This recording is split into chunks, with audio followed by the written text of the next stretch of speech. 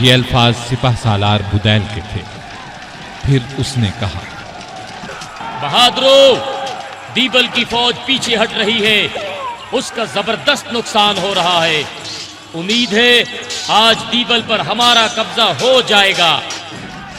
وہ دیکھیے سردار بدیل، ہمارا ایک سپاہی پرجوش انداز میں اس طرف آ رہا ہے۔ نزدیک آنے پر سوار نے کہا، سردار، خوشخبری سنیں، جوں شام گہری ہوتی جا رہی ہے، ہندو فوج لڑائی کے میدان سے غائب ہوتی جا رہی ہے۔ یہ سن کر بدیل نے کہا، ان کا تعاقب کرو، لیکن تعاقب میں زیادہ دور نہ نکل جانا، یہ دشمن کی چال بھی ہو سکتی ہے۔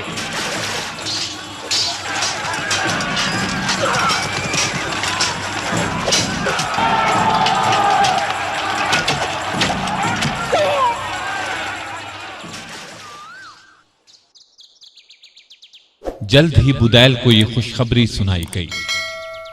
ہندو فوج مکمل طور پر پسپا ہو چکی ہے، ان کی لاشوں سے میدان بھرا پڑا ہے۔ یہ سن کر بدیل نے کہا، اللہ کا شکر ہے، صبح ہم یہاں سے کوچ کریں گے۔ یہ سن کر خبر لانے والے نے کہا، لیکن سردار، یہ خبر بھی ملی ہے کہ راجہ دہر دیبل کی فوج کی مدد کے لیے ایک بہت بڑا لشکر روانہ کر رہا ہے، جو صبح تک ہمارے سامنے ہوگا۔ بدیل یہ سن کر ہنسا، اس کی پرسکون آواز گونجی، پرواہ نہیں، ہم تو راجہ داہر سے ہی ٹکرانے کے لیے نکلے ہیں۔ غازیوں سے کہہ دو اپنے گھوڑوں کی زینے اتار لیں، رات بھر آرام کر لیں، تاکہ صبح پھر تازہ دم ہو کر لڑ سکیں۔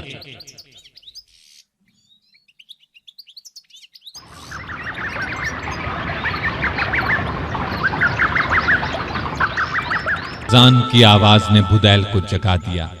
وہ فوراً اٹھا اور بلند آواز میں کہا، صبح ہو گئی، نماز کے بعد ہمیں کوچ کرنا ہے۔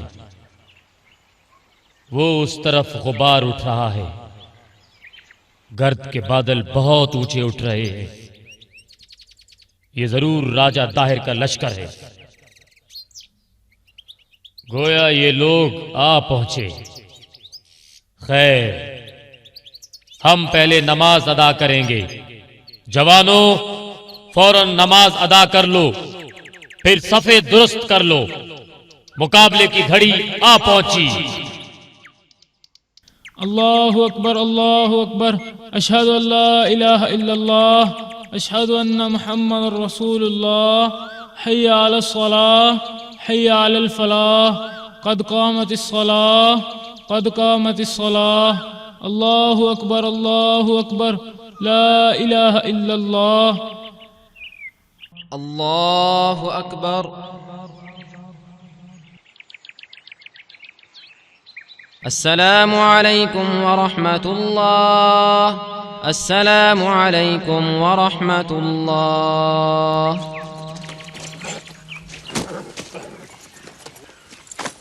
اسی وقت ایک سوار دوڑتے ہوئے بدیل کے نزدیک پہنچا اور بولا، سردار، ہندو فوج بہت نزدیک پہنچ چکی ہے۔ ہم بھی تیار ہیں۔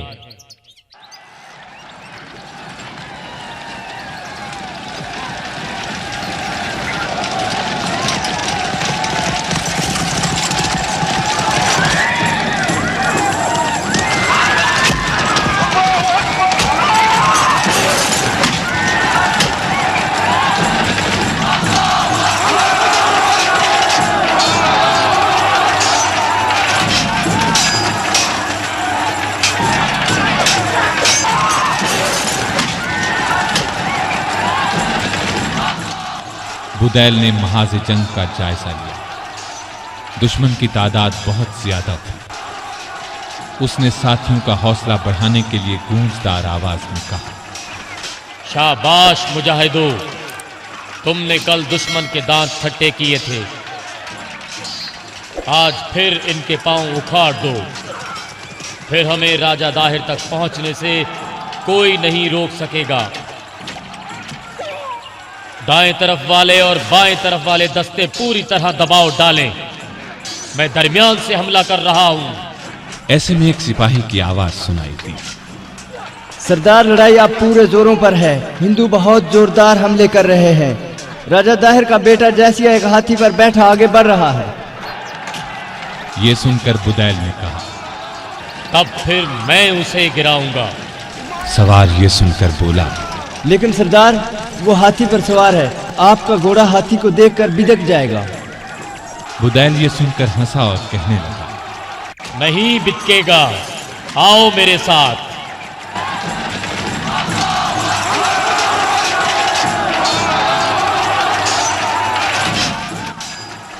بدیل مسلسل آگے بڑھ رہا تھا کہ اس کا گھوڑا ہاتھی کو دیکھ کر بدک گیا. بدیل نے اس کو قابو میں رکھنے کی کوشش کرتے ہوئے کہا، ارے ارے غازی گھوڑے سنبھل جاؤ، رک جاؤ، ہاتھی سے ڈر گئے. ایسے میں ایک سپاہی چیخا، بچیے سردار، گھوڑا آپ کو گرا دیتا ہے. اچانک بدیل گھوڑے سے گر گیا اور بہت سے ہندو سپاہیوں نے اس کو گھیرے میں لے لیا.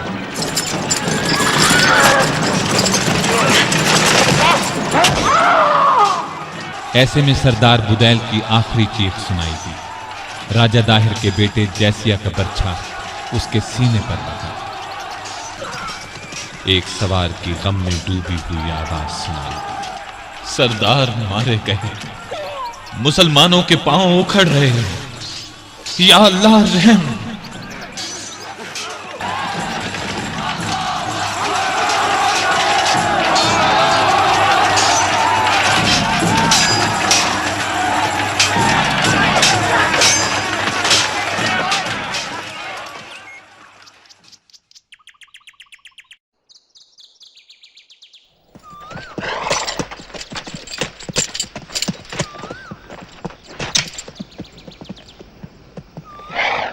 قاصد حجاج بن یوسف کے سامنے پہنچ کر گویا ہوا. بہت بری خبر ہے امیر. حجاج نے اسے نظر بھر کر دیکھا، پھر اس کے منہ سے آواز نکلی، میں سننے کے لیے تیار ہوں. کیا بدیل بھی مارا گیا؟ اس کی فوج کو بھی شکست ہو گئی؟ قاصد نے سر ہلا دیا اور کہا، ہاں امیر، یہی خبر ہے. فوج کا بہت بڑا حصہ کام آ گیا. بہت تھوڑے سپاہی جان بچانے میں کامیاب ہو سکے. حجاج کا سر جھک گیا. اس کی دکھ بھری آواز سنائی دی، تم نے یہ خبر سنا کر میرے سینے میں برچھی اتار دی ہے. بدیل ایسا بزدل تو نہیں تھا. قاصد یہ سن کر خاموش نہ رہ سکا. اس نے کہا، وہ بزدل نہیں تھا اے امیر، وہ تو دشمن کے قلب میں پہنچ گیا تھا. وہ سالار سے سپاہی بن گیا تھا. اس نے ہندوؤں کا حصار توڑ کر رکھ دیا تھا، اور پہلے دن تو اس نے انہیں شکست دے دی تھی. اس کی تلوار نے ہندو سالار کے محافظوں کا صفایا کیا. پھر ایڑ لگا کر اپنے گھوڑے کو راجہ داہر کے بیٹے جیسیا کے سامنے لا کھڑا کیا، اور پھر اس نے اپنے گھوڑے کو ہندو سالار کے ہاتھی کے ارد گرد دوڑایا، اور سامنے سے دائیں سے بائیں سے آتے ہوئے تیروں، نیزوں اور برچھیوں سے خود کو بچایا. اور اس طرح بچایا کہ بیان نہیں کیا جا سکتا. اللہ کی قسم بدیل بزدل نہیں تھا. وہ تو ہاتھی کی چنگاڑ سے اس کا گھوڑا بدک گیا اور وہ گھوڑے سے گر گیا. بس اسی لمحے جیسیا کی برچھی اس کے جسم سے پار ہو گئی. حجاج بن یوسف کا سر یہ الفاظ سن کر اوپر اٹھ گیا. اس نے نئے عزم کے ساتھ کہا، بس فیصلہ ہو گیا.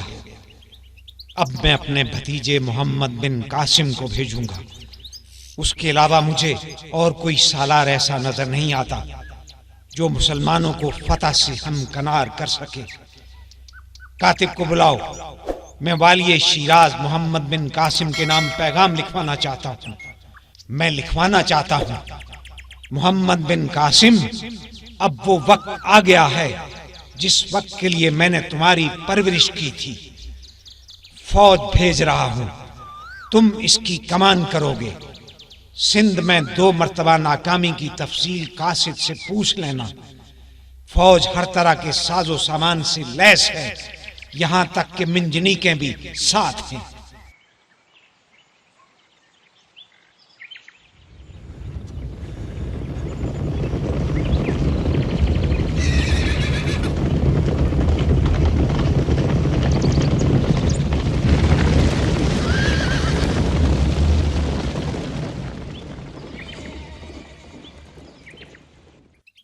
اور پھر قاصد نے محمد بن قاسم کو حجاج کا پیغام دیا۔ اسے پہلے ہی اطلاعات مل چکی تھیں اور وہ بے چینی سے پیغام کا انتظار کر رہا تھا۔ چچا جان نے لشکر کا سالار کسے مقرر کیا ہے؟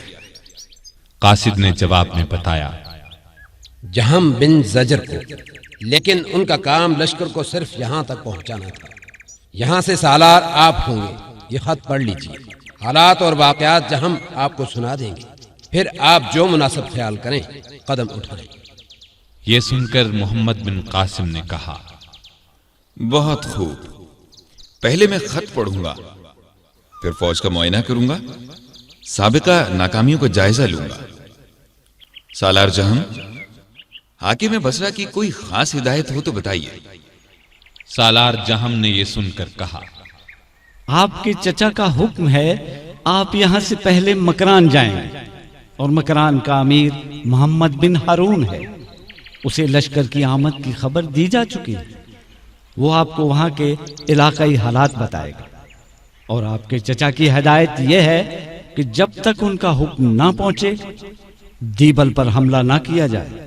یہ بات سن کر محمد بن قاسم نے کہا، ٹھیک ہے، میں صبح ہی مکران کے لیے روانہ ہو جاؤں گا۔ آپ کے لیے امیر کا کیا حکم ہے؟ جہم نے فوراً جواب دیا، میں آپ کی ہدایت کا پابند ہوں۔ محمد بن قاسم مسکرایا، پھر پوچھا، سامان سے لدے جہاز اور بادبانی کشتیاں مکران کے ساحل پر پہنچ چکی ہیں؟ جہم نے جواب دیا، فکر نہ کریں، جب آپ لشکر لے کر مکران پہنچیں گے تو جہاز بھی وہاں پہنچ چکے ہوں گے۔ 15 کے قریب جہاز ہیں اور 50 کشتیاں ہیں، اور ان پر جنگی سامان لدا ہوا ہے۔ منجنیک بھی ہیں۔ ایک منجنیک تو بہت زیادہ بڑی ہے، اتنی بڑی ہے کہ اسے 500 آدمی مل کر کھینچتے ہیں، تب اس سے پتھر نکل کر دشمن کی طرف جاتا ہے۔ وہ اتنا وزنی پتھر پھینکتی ہے کہ قلعے کی دیوار میں شگاف ہو جاتا ہے۔ اس کا نام عروس ہے۔ محمد بن قاسم نے کہا، ٹھیک ہے، میں انشاءاللہ صبح روانہ ہوں گا اور شام سے پہلے مکران کے امیر محمد بن ہارون سے ملاقات کروں گا۔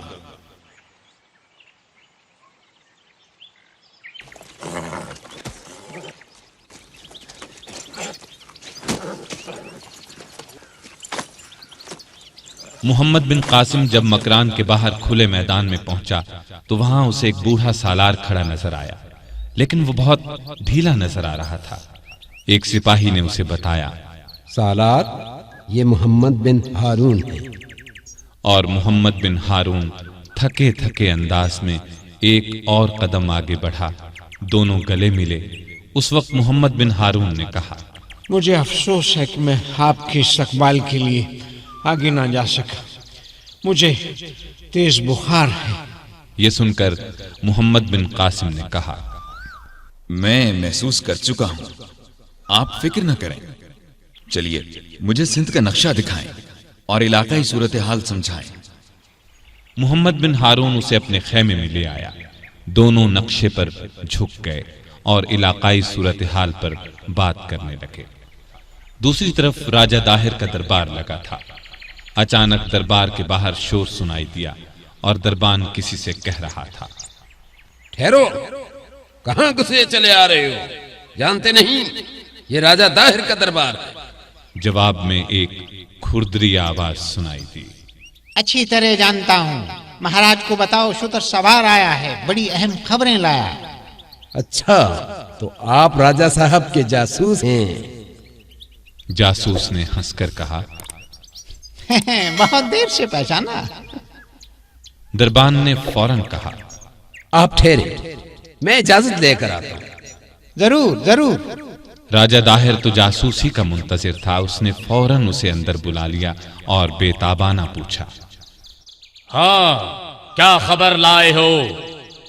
جاسوس نے جھک کر آداب بجا لائے۔ عالی جا، وہ فوج نہیں، انسانوں کا سمندر ہے، گھوڑوں اور اونٹوں کا ٹھاٹھے مارتا سمندر ہے۔ یہ سمندر عرب سے آیا ہے، مکران میں آ کر رکا ہے۔ بحری جہازوں سے جو سامان اتارا جا رہا ہے اس کا تو کوئی شمار ہی نہیں، فوج کی تعداد میں بتا نہیں سکتا۔ समंदर की सतह पर कश्तियां और जहाज इतनी तादाद में हैं कि और कुछ नजर ही नहीं आता। और उन तमाम से ज्यादा अजीब बल्कि अजीब तर बात ये कि इस फौज का सिपा सालार सिर्फ एक 17 साल नौजवान मोहम्मद बिन कासिम है। ये सुनकर राजा दाहिर उछल पड़ा, चीख कर बोला, सिर्फ 17 साल नौजवान इस बड़ी फौज का सिपा सालार है? जासूस मुस्कुराया और गोया हुआ, हाँ महाराज, लेकिन सुना है मुसलमान फौज को उस पर बहुत ज्यादा इतमाद है। ये नौजवान बसरे के वाली हज्जाज बिन यूसुफ का भतीजा है। फनून सिपागरी में उसे कमाल हासिल है। इस उम्र में ये बहादुरी के अनोखे कारनामे दिखा चुका है। इंतजामी सलाहियत तो गोया उसमें कूट कूट कर भरी है। हज्जाज ने उसे शिराज का अमीर मुकर्रर कर रखा था, वहीं से इस तरफ रवाना किया। जासूस यहां तक कहकर रुक गया तो राजा दाहिर ने पुरगुरूर अंदाज में कहा, कोई बात नहीं, यहां उसकी सारी महारत धरी की धरी रह जाएगी। ये मुसलमान अपने 2 सालारों को पहले ही हमारे हाथों मैदान जंग में बरवा चुके हैं। अब तीसरे को ले आए, इन्हें इनकी मौत ही घेर कर इस तरफ ले आई है। पहले 2 की तरह ये भी मुंह की खाएंगे। मुसलमान फौज को दीबल से पहले ही कला कंसपुर के मकाम पर शिकस्त दे दी जाएगी। नाको चने चबवा दिए जाएंगे। मुकाबले की तैयारी शुरू की जाए।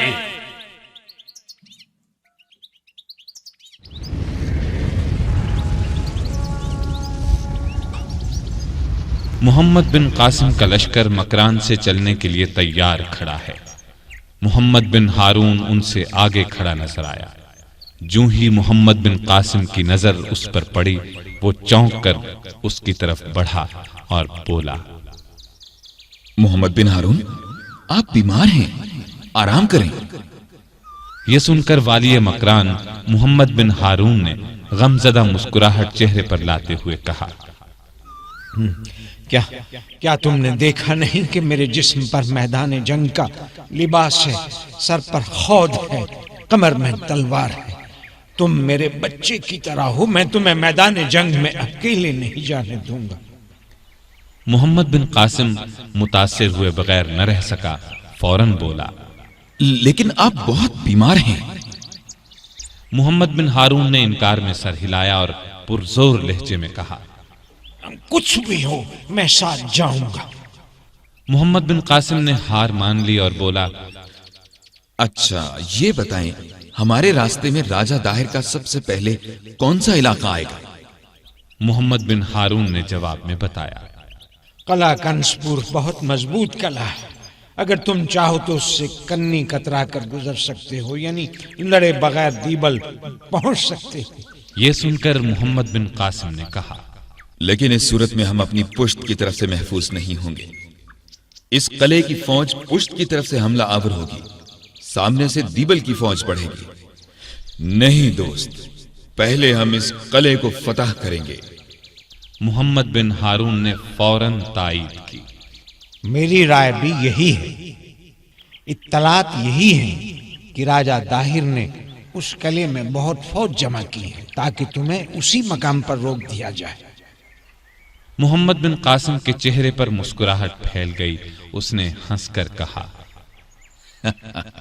तब फिर ये किला ही हमारा पहला निशाना होगा। ऐलान करा दें, किले को घेरे में ले लिया जाए। किलाबंद लोगों को मौका दिया जाए कि वो हथियार डाल दें, किला हमारे हवाले कर दें।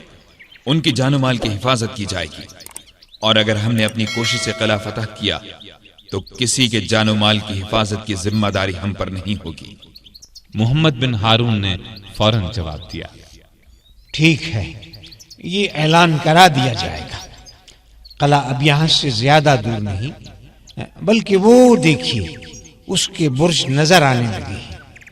हम कुछ ही देर बाद किले को घेर चुके होंगे। कुछ ही देर में शहर में ऐलान हुआ,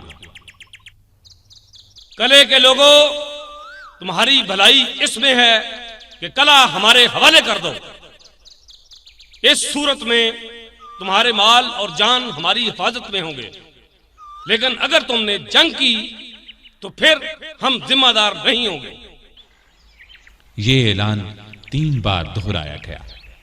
ایسے میں قلعے کی طرف سے تیروں کی بوچھاڑ کر دی گئی۔ یہ دیکھ کر محمد بن قاسم نے کہا، محمد بن ہارون، ان لوگوں نے انتظار نہیں کیا، اعلان سنتے ہی تیر اندازی شروع کر دی۔ خیر، اب ہمیں زوردار مقابلہ کرنا ہوگا۔ بہادرو، اس قلعے پر ٹوٹ پڑو اور اس کی اینٹ سے اینٹ بجا دو۔ منجنیق بھی کام میں لائی جائے تاکہ قلعے کی دیوار میں جلد شگاف پڑ جائے اور ہم اندر داخل ہو سکیں۔ البتہ ابھی عروج سے کام نہ لیا جائے۔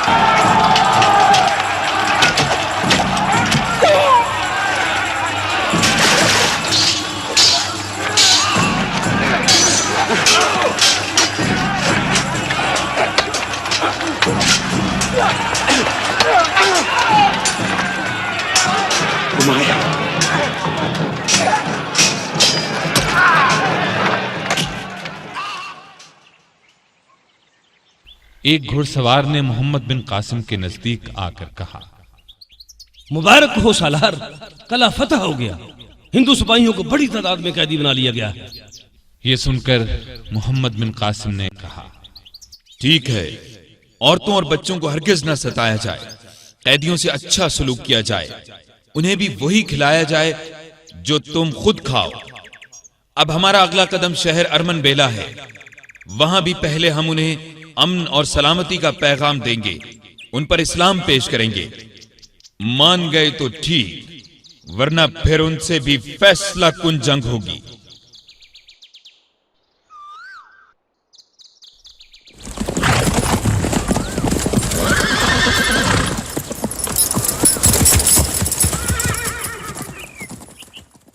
ایک گھڑ سوار محمد بن قاسم کے پاس آ کر رکا۔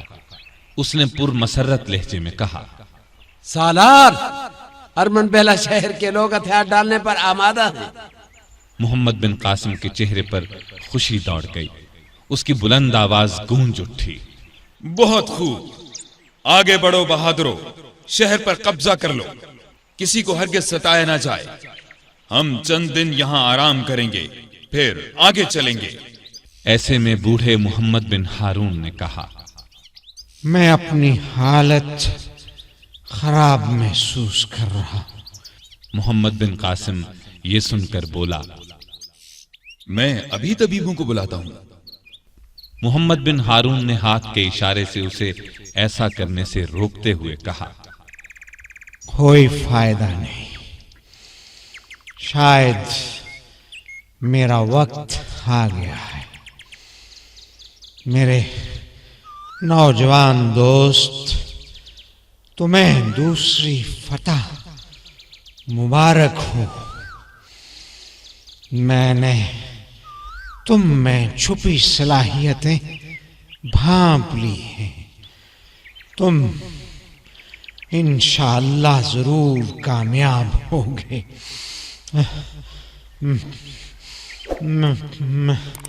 میں چلا۔ محمد بن قاسم بے چین ہو گیا۔ اس نے بھررائی ہوئی آواز میں کہا، یہ کیسی فتح ہے؟ آپ رخصت ہو رہے ہیں؟ محمد بن ہارون کی لڑکھڑائی آواز منہ سے نکلی، ہاں بس بلاوا آ گیا۔ اللہ اللہ حافظ۔ محمد بن قاسم اور آس پاس موجود سب ساتھیوں کے منہ سے ایک ساتھ نکلا، انا للہ و انا الیہ راجعون۔ پھر محمد بن قاسم نے دکھی آواز میں کہا، ہمارے بہترین ساتھی اور عمر رسیدہ دوست کے کفن دفن کا انتظام کیا جائے اور انہیں یہیں سپرد خاک کیا جائے۔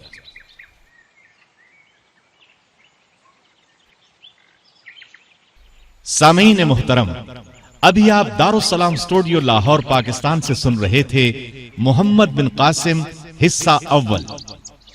دارالسلام اسٹوڈیو تلاوت قرآن مجید، ترجمہ سیرت النبی صلی اللہ علیہ وسلم، قصص الانبیاء، صحابہ کرام، ائمہ اعظام اور محدثین کے حالات و واقعات، نیز نماز، روزہ، حج اور دیگر عبادات کا صحیح طریقہ، بچوں اور عورتوں کے لیے انتہائی دلچسپ اور سچی کہانیاں اور وہ سب کچھ جس سے نئی نسل کی تربیت اسلامی خطوط پر ہو سکے، آڈیو کیسٹ اور سیڈیز میں پیش کر رہا ہے۔ دارالسلام اسٹوڈیو دارالسلام پبلشرز اینڈ ڈسٹریبیوٹرز کا ایک حصہ ہے جو اسلامی کتب کی اشاعت کا بین الاقوامی ادارہ ہے، جس کا ہیڈ آفس سعودی عرب کے دارالحکومت ریاض میں واقع ہے، جس کے مینیجنگ ڈائریکٹر جناب عبد المالک مجاہد ہیں۔ دارالسلام کا دنیا کے 27 ملکوں میں نیٹ ورک ہے۔ پاکستان میں اس کا ایڈریس نوٹ کر لیں۔ دارالسلام اسٹوڈیو 50 لوور مال نزد MAO کالج لاہور۔ فون 724-0024 723-2400 اور 712-0054۔ فیکس 735-4072۔ یہ پیشکش تھی محمد طارق شاہد کی۔